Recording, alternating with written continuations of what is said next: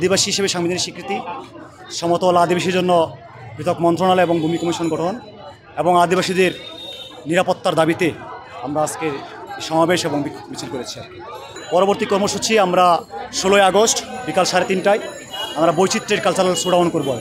আমাদের আদিবাসী যে 54টির অধিক জাতিগোষ্ঠী রয়েছে, সবাই তার নিজস্ব ঐতিহ্যবাহী পোশাক এবং বাদ্যযন্ত্র এবং আমাদের যে সমস্ত ইনস্ট্রুমেন্টগুলো রয়েছে, আমরা সেই সমস্ত জিনিস নিয়ে আমরা আসলে একটা কালচারাল শোডাউন করবো আর কি। এটা শাহবাগের 3:30টায় 16ই আগস্ট শুক্রবার শাহবাগ থেকে আমরা কেন্দ্রীয় শহীদ মিনার পর্যন্ত আমরা এই শোডাউনটা করবো।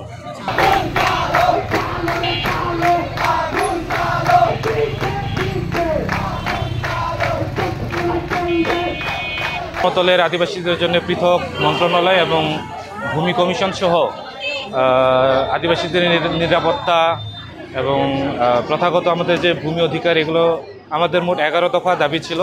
এই 11 দফা দাবি নিয়ে আজকে আমরা এখানে সমাবেশ এবং মিছিল করেছি। আমাদের সাংবিধানিক স্বীকৃতি সহ আমাদের যে নৈতিক যে দাবিসমূহ রয়েছে, এই দাবিসমূহের পক্ষে সংহতি জ্ঞাপনের জন্য আমি কিন্তু রংপুর থেকে এসেছি। আপনারা জানেন যে বাংলাদেশে প্রায় 50টির অধিক আদিবাসী জাতিগোষ্ঠী রয়েছে, তার মধ্যে 33টির অধিক জাতিগোষ্ঠী কিন্তু আমাদের সমতলেই রয়েছে, কিন্তু আমরা বরাবরই উপেক্ষিত। আমাদের আপনারা জানেন যে 72-এর সংবিধানেও আমাদেরকে আদিবাসী স্বীকৃতি প্রদান করা হয়নি। আজকে বাংলাদেশের 53 বছর স্বাধীনতার 53 বছর পরও আমরা আদিবাসী যে সাংবিধানিক যে স্বীকৃতি, এই স্বীকৃতির জন্য আমরা লড়াই করে যাচ্ছি।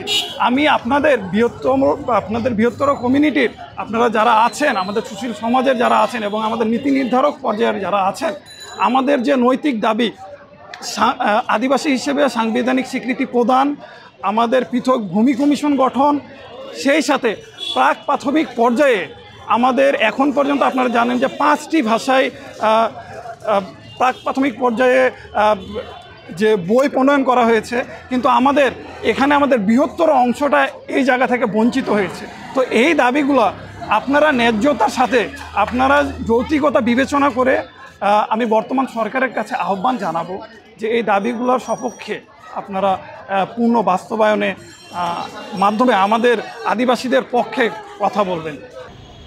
ধন্যবাদ এবং কৃতজ্ঞতা জানাচ্ছি যে আমরা আজকের সমাবেশ থেকে যে কর্মসূচি ঘোষণা করেছি, সেই কর্মসূচি আগামী শুক্রবার